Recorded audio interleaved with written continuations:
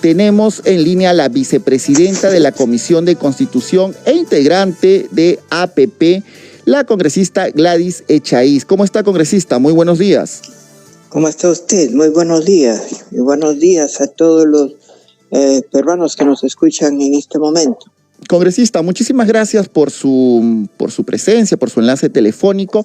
La Comisión de Constitución inicia hoy día el debate del proyecto ejecutivo para convocar a una asamblea constituyente, ¿no? La asamblea constituyente que ha traído polémica en los últimos días. ¿Cuál es su opinión al respecto? Bueno, el debate se inició el día martes. Hoy estamos en pleno.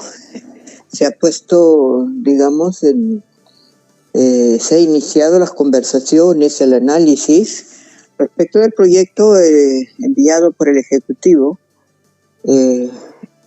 con relación a los temas que usted nos propone, ¿no?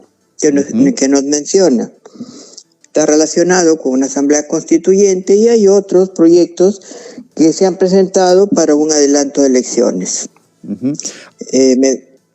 Me preguntaba usted acerca de lo primero, de lo último. De la Asamblea Constituyente, precisamente. De la Asamblea Constituyente, sí. Hay algunos que manifiestan que este debate prácticamente es, como se diría, la crónica de una muerte anunciada, ¿no? Que no sería aprobado. Mire, si las personas que han leído el proyecto presentado por el Ejecutivo, que entienden un poco sobre el contenido y alcance de las instituciones jurídicas, pueden fácilmente deducir el resultado de un proyecto. En este caso, se está proponiendo que la convocatoria a una asamblea constituyente a través de una reforma constitucional. Reforma constitucional que estaría dirigida a incorporar una norma que diga tal cosa, ¿no? Convóquese a una asamblea constituyente con la finalidad de reformar íntegramente la Constitución. Pero resulta que nuestro ordenamiento legal constitucional tiene regulado en el artículo 206 la forma y modo de hacer las reformas constitucionales. Se pide que esta constituyente se convoque a través de un referéndum consultivo, o sea que diga, ¿está usted de acuerdo en que se lleve a cabo un referéndum, una asamblea constituyente, sí o no? ¿Está usted de acuerdo en que se convoque a una asamblea constituyente, sí o no? Y eso no es digamos, materia de un referéndum, porque también la Constitución establece que al referéndum se llevan normas legales previamente elaboradas en el Congreso de la República. Por tanto, tampoco esa consulta sería procedente a través del referéndum. Lo que se propone es una consulta popular plebiscitaria. O sea, que el pueblo diga sí quiero, no quiero, ¿no? Y el plebiscito, que es una forma de consulta y participación ciudadana, no está considerada en la Constitución, no ha sido recogida como forma de consulta popular, de participación ciudadana. Así es que si el Ejecutivo deseaba hacer esto, previamente tendría que haber propuesto que se reforme o el artículo 32 o el artículo 2, inciso 17 de la Constitución. Pero no ha hecho ni lo uno ni lo otro. Además, eso conlleva hacer otro tipo de reformas al interior de la Constitución para compatibilizar o armonizar la normativa que contiene todo el texto constitucional. Por tanto, sería antinómico, sería inconstitucional incorporar un texto de esta naturaleza. Eso es simple y llanamente. No es que el Congreso diga si quiero o no quiero, sino que estamos llamados a trabajar con seriedad, a trabajar con responsabilidad y a mantener el orden constitucional. Porque uno de los deberes y obligaciones tanto del legislativo como del ejecutivo, es respetar y hacer respetar la Constitución, nos guste o no nos guste, porque además esta Constitución que nos rige fue aprobada en un referéndum.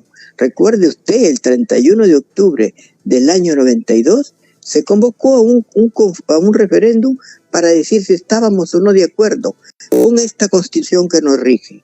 Y el pueblo dijo, sí, estoy de acuerdo. Por tanto, hay que respetarla. Y en eso es uno de nuestros deberes, como le digo, cumplirla y hacerla cumplir. El Ejecutivo se ha dado ahora en proponer disque una reforma cuando sabe que es contraria o contrariaría con ello todo el texto constitucional. Doctora,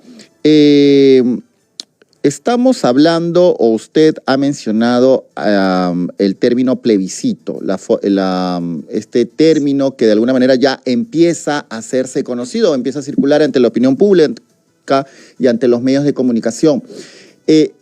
Si es que se quiere apelar, si es que esta iniciativa por Asamblea Constituyente no prosperara en el Pleno y si quiere apelar a este plebiscito, ¿cuáles son los pasos que tendría que hacer el Ejecutivo para poder plantearlo, para poder llevarlo a cabo? Pedir la reforma a la Constitución para que se incorpore la consulta popular, o sea, el plebiscito, como una forma de participación ciudadana. Eso es lo que hizo Chile cuando quiso hacer una constituyente. Pero incorporarla y si se aprueba, se aprueba. Si no se aprueba, no se aprueba. Eso toma 2 legislaturas ordinarias. Sin embargo, el Ejecutivo pretende de que esta consulta popular se haga ahorita, en las elecciones municipales y de gobernadores que va a haber próximamente. Como comprenderá, ni siquiera hay un elemental conocimiento de los tiempos o medida de los tiempos, ni se sabe cuánto toma una reforma constitucional. Eso es bastante, ¿qué le puedo decir?, preocupante, viniendo de un presidente de la República y del presidente del Consejo de Ministros. Ahora, los argumentos que de alguna manera tiene el Ejecutivo se enfocan en un clamor popular, en un pedido popular, que a través de todos estos consejos descentralizados que han llevado a cabo al interior del país, la gente, la población les ha pedido esto. ¿Esto es suficiente sustento jurídico para poder llevar a cabo este plebiscito o esta reforma constitucional?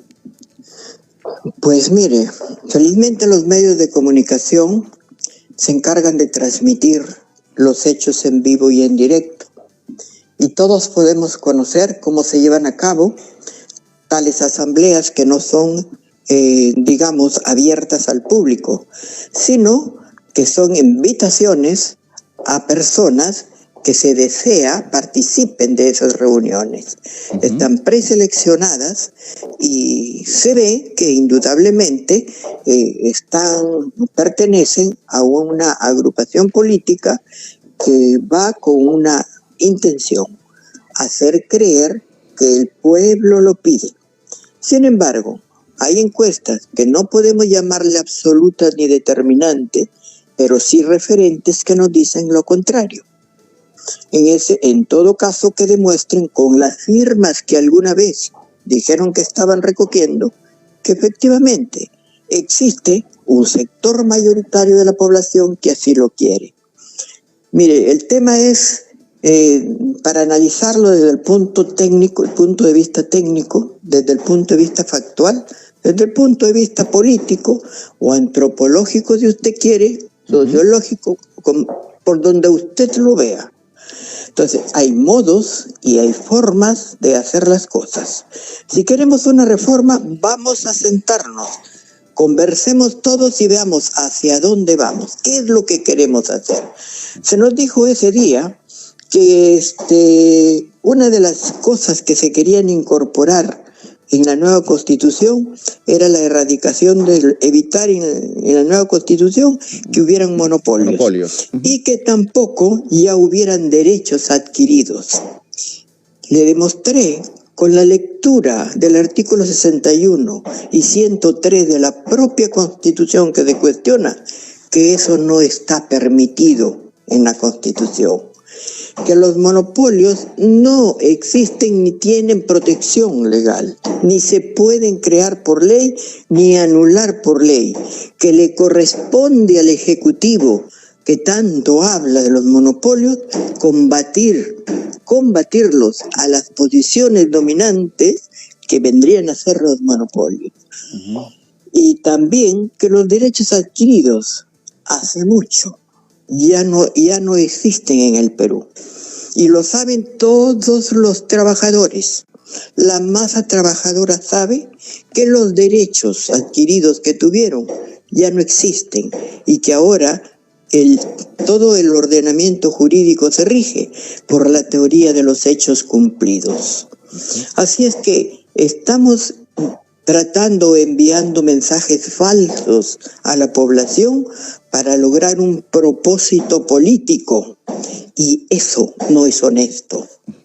No es honesto y es condenable viniendo del más alto magistrado del Perú. Claro. Congresista, hay un factor político también y dentro de esta discusión, como usted lo ha mencionado, que tiene muchas aristas, que tiene muchas variables, hay un factor político. Y cuando hemos entrevistado aquí en el informativo a algunos congresistas de la bancada de Perú Libre, por ejemplo, ellos manifiestan que se ha deslegitimizado la discusión congresal porque ya muchos legisladores habían emitido un juicio, habían adelantado un juicio contrario a esta Asamblea Constituyente y eventualmente también a una nueva Constitución. ¿Esto tiene algún asidero jurídico? Hay o sea, no se puede adelantar juicio para que nuestros oyentes escuchan. Esto hace ilegítimo esto no es un juicio de valor. Esto simple y llanamente es el conocimiento del texto constitucional que debería ser, digamos, de obligado cumplimiento por parte de todos los legisladores.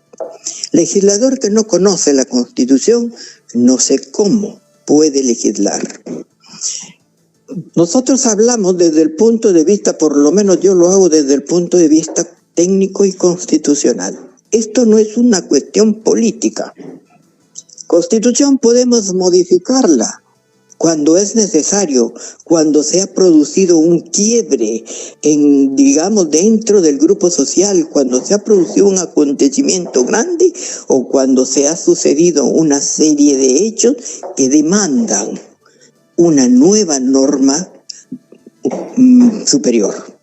Cuando es necesario reestructurar todo el ordenamiento para empezar de nuevo y hacer un pacto. Mire lo que le digo, la Constitución es un pacto social, de todos nos ponemos de acuerdo para llevar a cabo una nueva norma constitucional y recoger todo aquello que no está en el texto, pero que nos une, que nos convoca, que nos lleva a mirar un horizonte distinto y necesario para nuestra convivencia pacífica, para nuestro crecimiento, para nuestro desarrollo. Pero esa no es la idea. La idea es estatizar, aparentemente, es estatizar la economía del país. Decir, bajo el nombre de economía social de mercado, que es la que actualmente tenemos, se pretende que el Estado diga cuánto cuesta el arroz, cuánto cuesta el azúcar, cuánto cuestan los fideos, y aquí los precios los fijo yo. Eso ya lo hemos vivido. Por eso le digo, el análisis puede hacerse desde todos los puntos de vista, incluyendo el histórico. Congresista Chaiz, finalmente ya y brevemente, para aquella parte de la población que sí desea, que sí ha pedido, que sí quiere un cambio de constitución, una instauración de la Asamblea Constituyente, ¿qué mensaje le daría? ¿Qué les podría decir como legisladora? Bueno, que nos pongan en blanco y negro qué es lo que quieren que se modifique de la Constitución. Y decirles claramente que la Constitución no es verdad que dé trabajo. El trabajo lo da la inversión, el emprendimiento. El trabajo lo da la oportunidad que nosotros podamos darnos entre nosotros de invertir con la seguridad que el Estado no se llevará nuestros reales. Lo que hemos ganado con el sudor de la frente e invertido para hacerlo producir. El desarrollo y el crecimiento depende del trabajo de todos los peruanos, pero también de la seriedad y responsabilidad con la que los funcionarios y las autoridades administran los recursos públicos. La corrupción es un fenómeno de los cuales viene afectando toda la economía nacional. ¿Cuánto se pierde por estos actos? Sin embargo, en eso no nos estamos fijando y estamos protegiendo actos de esa naturaleza para mantener a un gobierno que descarada y públicamente incurre diariamente en actos de esta naturaleza. Ardua tarea. Ahora sí le doy una opinión política de lo que veo, de lo que constato en el día a día. Esa ya es una opinión política, como decía, congresista Echaíz, muchísimas gracias por su participación, bastante clara, bastante lúcida su posición técnica y constitucional debidamente. Muchísimas gracias por haber estado hoy día en el informativo con nosotros.